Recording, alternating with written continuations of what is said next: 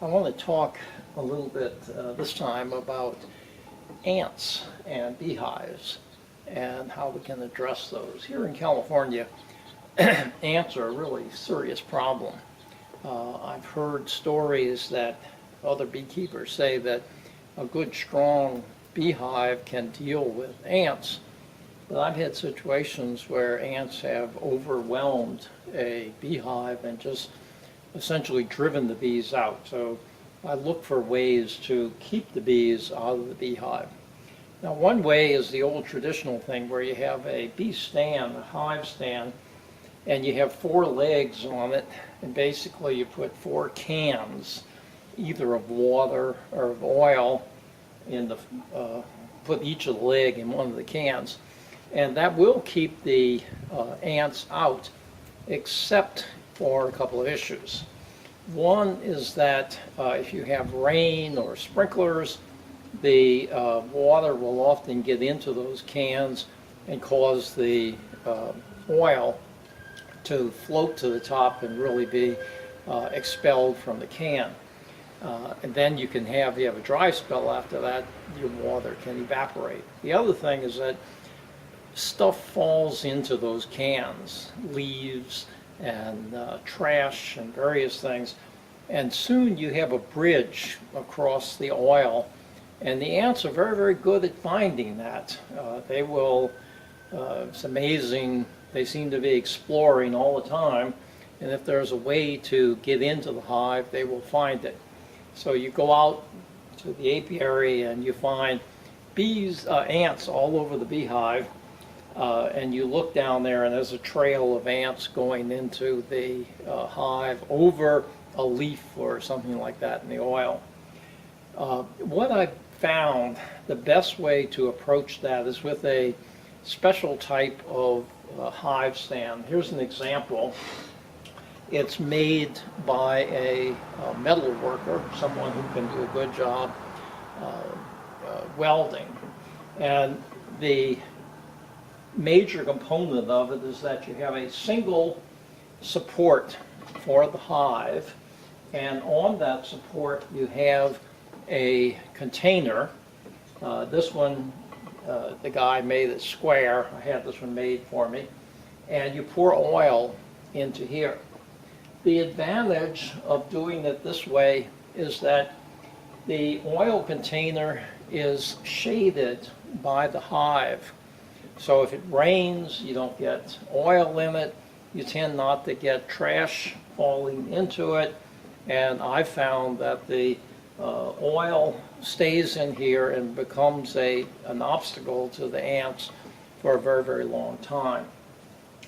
The stand itself is made to fit a beehive. Oh. Okay. And you can figure the dimensions of what you need to be able to support the hive. The important thing is that it be sturdy, because I've made a couple myself. I'm not a really good metal worker, and this piece down here was just not stiff enough, and that caused the hive to be able to swing back and forth, which I really didn't like.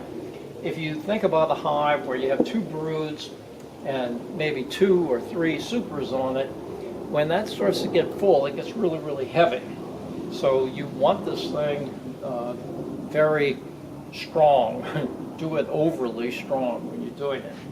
The other question is how high to make it.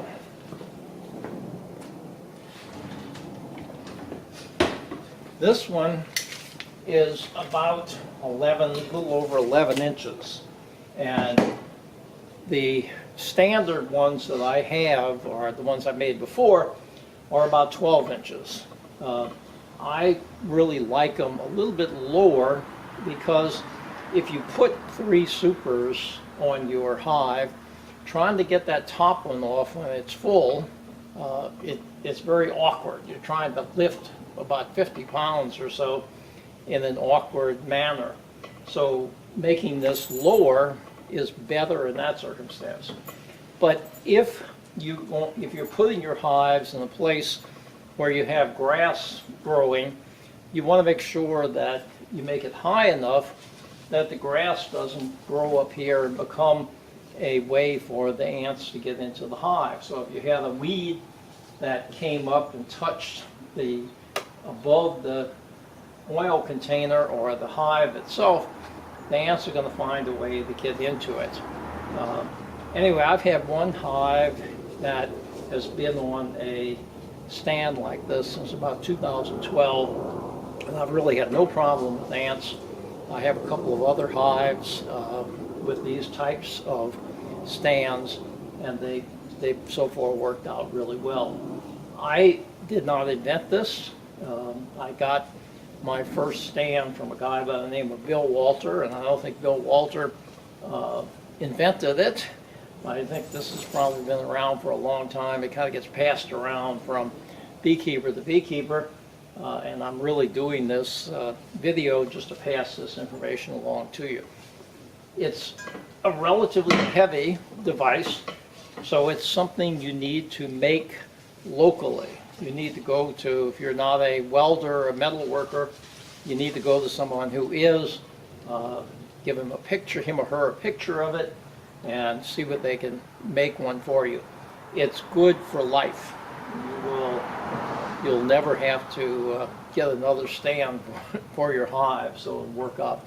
I'm going to take a few pictures of the ones that I have in my apiary right now, just to show you what they look like. They can be a variety of things, and one thing you can do, I didn't talk to the guy about this, it'll save a little bit of welding time if the metal worker gets a pipe that's maybe about this big, cuts it and slips it down, so instead of making the square, it's round, and then you just have to weld the bottom, piece of pipe onto the bottom of the cup. But the square one works just fine. Of course, you do need to make sure that the oil can't leak out. If you do have a leak, then just put in some caulk, and it'll handle it pretty well. That's about it for right now. Just to pass along this information. I hope that it's valuable. Thanks. Here are my hives. I'm going to kind of walk around here a little bit, see if I can show you the hives. A bit far enough back. You can see I have 3 supers on a couple of these, and I'm going to go down and look closely at the Hive Stand. There we go. This you'll be able to see that one.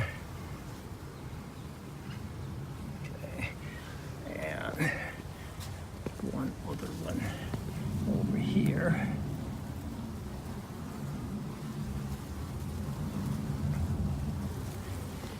And one right here. This is the one that's been there the longest. And I thought I'd do some close-ups here of the stand, try to give you views at different angles. Kind of top view here.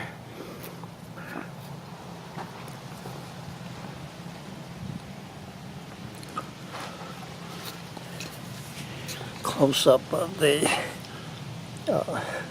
oil container, and that should be enough to give you an idea of what this thing looks like.